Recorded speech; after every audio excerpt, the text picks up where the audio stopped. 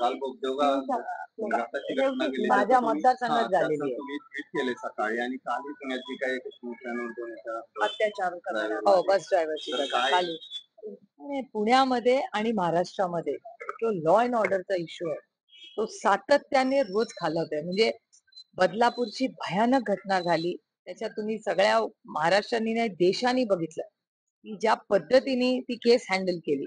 त्यानंतर रोज तुमच्या सगळ्या चॅनल्सवर आणि वर्तमानपत्रात महिलांवरचे अत्याचार हे रोजच वाढतायत, रोज टीव्हीवर येत आहेत.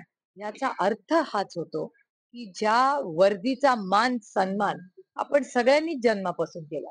महाराष्ट्राचे पोलीस हा आपला सार्थ अभिमान.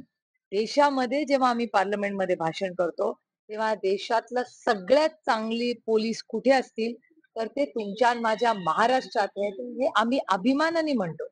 मग आज या यंत्रणेला झालंयच काय? पोलीस तर तेच आहेत, पोलीस चांगलेच आहेत. प्रॉब्लेम आहे मंत्रालयामध्ये.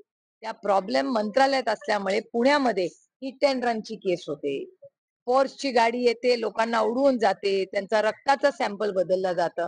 अशा सगळ्या गलिच्छ घटना. त्यानंतर ससूनमध्ये एक ड्रग डीलरला ठेवलं जातं, तो रात्री तिथून गायब होतो, पार्ट्या करतो. हे काय सुसंस्कृत महाराष्ट्रात शोभणार आहे का प्रशासनाला शोभणार सारखं आहे?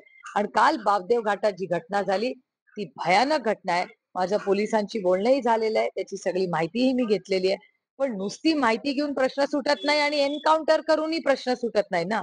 या राज्याचे गृहमंत्री माझ्या देवेंद्रजींकडून फार अपेक्षा होती. अरे विरोधक असला तरी काय झालं, तो दिलदार आणि चांगला असावा. कारण एका सशक्त लोकशाहीमध्ये विरोधक हा असलाच पाहिजे.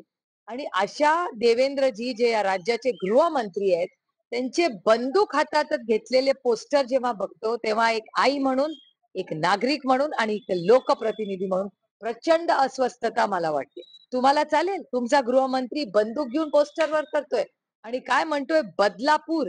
अहो बदलापूर हे मिर्जापूर सारखी टीव्ही सिरियल नाही, हे वास्तव आहे. ते या राज्याच्या लेकी आहेत, महाराष्ट्राच्या लेकी आहेत, भारताच्या लेकी आहेत. आणि या लेकींच्या बद्दल तुम्ही पोस्टरबाजी करण्याला लाज वाटली पाहिजे या सरकारला. आणि रोज घटना होतात याचा अर्थ